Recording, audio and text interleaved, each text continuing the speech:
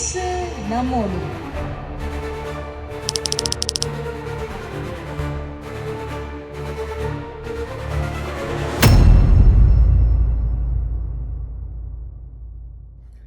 ஹல்லேலூயா.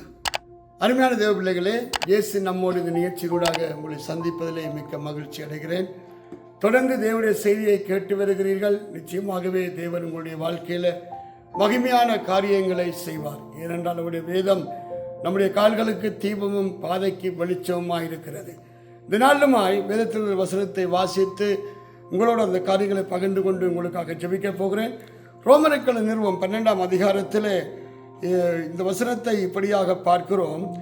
அங்கே 16வது வசனம், ஒருவர் ஏக சிந்தை உள்ளவர்களாய் இருங்கள், மேட்டிமையானவைகளை சிந்திக்காமல் தாழ்மையானவர்களுக்கு இணங்குங்கள், உங்களையே புத்திமான்கள் என்று எண்ணாதிருங்கள்.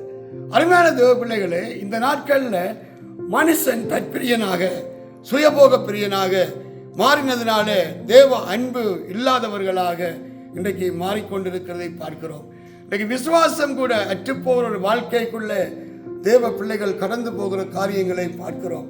அதனால தான் இங்கே ரோமர்கள் 12ஆம் அதிகாரத்தில் சொல்லுகிற போது 6வது வசனத்தில், ஒருவர் ஏக சிந்தை உள்ளவர்களாய் இருங்கள், மேட்டிமையானவைகளை சிந்தியாமல். அல்லேலூயா. இன்றைக்கு தேவ ஜனங்களுக்குள்ளே மேட்டிமையான எண்ணங்கள், எம்மை விட்டால் வேறொருவரும் இல்லை, நம்மால் எல்லாம் ஆகும், நாம தான் எல்லாம் என்ற நினைவுகளுக்குள்ளே போய் பெருமை உள்ளவர்களாக ஏக சிந்தை உள்ளவர்களாக இல்லாதபடிக்கு அவர்கள் வாழ்க்கை மாறி போகிறது. அதனால என்ன நடக்கிறதுன்னு பார்க்கிற போது வேதம் சொல்லுகிறது, பெருமை உள்ளவர்களுக்கு தேவன் எதிர்த்து நிற்கிறாராம். இன்றைக்கு தேவனுடைய ஆசீர்வாதத்துக்கு பங்காக அழைக்கப்பட்ட தேவ பிள்ளைகள் தங்களுடைய மாமிச இச்சைகளுக்கு ஒப்பு கொடுத்து மாமிசத்திலே பெருமைகள் மேட்டிமைகள் அங்கே கீழ்ப்படியாமைகள் வருகிற போது அவர்கள் தேவனுடைய கிருபையை தயவை இழந்து போகிறார்கள். இந்த நாட்களில் தேவ பிள்ளைகளுடைய வாழ்க்கையில ஒன்றை மட்டும் நீங்கள் புரிந்து கொள்ள வேண்டும், தேவ தயவும் தேவ கிருபையும் இல்லாமல் ஒருவனும் ஜெயமாக வாழ முடியாது. அதனால்தான் இங்கே பவுல் சொல்லுகிற போது சொல்லுகிறார், ஒருவர் ஏக சிந்தை உள்ளவர்களாய் இருங்கள். ஏக சிந்தை என்றால் என்ன? ஒருவரை ஒருவர் அனுசரித்து ஒருவரை ஒருவர் ஏற்றுக்கொண்டு ஒருவருக்கொருவர் கீழ்ப்படிந்து இருங்கள் என்று சொல்லுகிறார். ஆனால் இன்றைக்கு பெருமைகள் மேட்டிமைகள் வந்ததினால ஒருவருக்கொருவர் கீழ்ப்படிய முடியவில்லை, மேலான அதிகாரங்களுக்கு கீழ்ப்படிய முடியவில்லை, தேவன் சொல்லுகிற வார்த்தைக்கு நம்மால் கீழ்ப்படிய முடியவில்லை, சபைக்கு சபை ஒழுங்குகளுக்கு கீழ்ப்படிய முடியவில்லை. அருமையான தேவபிள்ளையே, நாம் கீழ்ப்படியாமல் இருக்க மட்டும் நாம் விழுந்து போன தூதனுடைய கிரிகைகளுக்குள்ளே இருக்கிறோம் என்பதை நீங்கள் மறந்து போகக்கூடாது. ஆண்டவர் கீழ்ப்படியாமல் வந்த பாவத்தை அவருக்கு எல்லாவற்றுக்கும் கீழ்ப்படிந்து அவர் பூரணான பின்பு அவருக்கு காத்திருக்கிற யாவருக்கும் அந்த நித்திய ரட்சிப்பை உண்டாக்க காரணராக இருக்கிறார் என்று வேதத்திலே பார்க்கிறோம். அதனாலதான் நாங்கள் ஏக சிந்தை உள்ளவர்களாக இருக்கும்படி வேதம் சொல்லுகிறது. மேட்டுமையானவர்களை சிந்தியாமல் தாழ்மையானவர்களுக்கு இணங்குங்கள், உங்களையே புத்திமான்கள் என்று எண்ணாதிருங்கள். இன்றைக்கு அநேகர் சுயநீதி உள்ளவர்களாய் தாங்கள் நினைக்கிறது சரி, செய்கிறது சரி என்று எண்ணி விடுகிறார்கள். ஆனால் வேதம் சொல்கிறது, மனுஷனுடைய நீதி எல்லாம் அழுக்குள்ள கந்தையாய் இருக்கிறதா. தேவ நீதியிலே நடக்க வேண்டுமானால், தேவ நீதியை அறிந்து நாம் வாழ வேண்டுமானால் வேதம் சொல்றது, தாழ்மை உள்ளவர்களுக்கு இணங்குங்கள், உங்களை புத்திமான்கள் என்று எண்ணாதிருங்கள். அருமையான தேவபிள்ளையே, இன்றைக்கு நம்முடைய அறிவெல்லாம் அதெல்லாம் அழுக்குள்ள கந்தை. தேவனை அறிகிற அறிவின் மேன்மை வந்து விட்டாலே நம்முடைய வாழ்க்கையில அப்பா மேலான மேன்மையான காரியங்களை செய்கிறார். தேவனை அறிந்தவர்கள் புத்திமானாக நடந்து கொள்ளுகிறார்கள், விவேகம் உள்ளவர்களாக இருக்கிறார்கள். இன்றைக்கு உங்க வாழ்க்கையில நீங்கள் எப்படிப்பட்ட புத்திமானா இருக்கிறீர்கள், எப்படிப்பட்ட விவேகம் உள்ளவர்களாக இருக்கிறீர்கள்?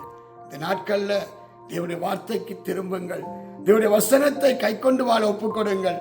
மேட்டிமையான எண்ணங்கள், பெருமையான எண்ணங்கள், ஏதோ எங்களை அறிவாளிகள் ஞானிகள் என்று எண்ணாதபடி எல்லாவற்றுக்கும் தாழ்மையாய் தேவ சமூகத்தில் உங்களை ஒப்பு கொடுத்து வாழ கற்றுக்கொள்ளுங்கள்.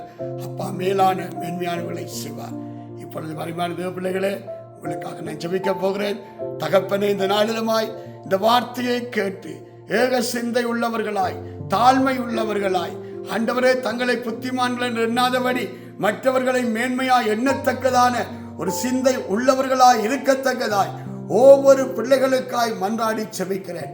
ஆண்டவரே, நீங்க சொன்னீங்க, நான் பெருமை உள்ளவர்களுக்கு எதிர்த்து நிற்கிற தேவன் என்று சொன்னீங்க. தாழ்மை உள்ளவர்களுக்கோ கிருபை அளிக்கிறோம் என்று சொன்னீங்க.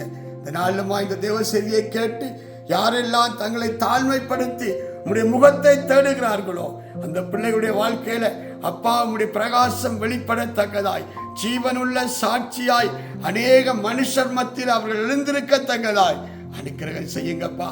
இந்த நாட்களில் தடைகளை உடையுங்க ஆண்டவரே. பிள்ளைகளுக்கு விரோதமாய் எழும்புகிற ஆயுதங்கள் வாய்க்காதே போகத்தக்கதாய், தேவ மகிமை வெளிப்படத்தக்கதாய் அனுக்கிரகம் செய்யுங்க ஆண்டவரே. இந்த நாளை ஆசீர்வதித்துக் கொடுங்க.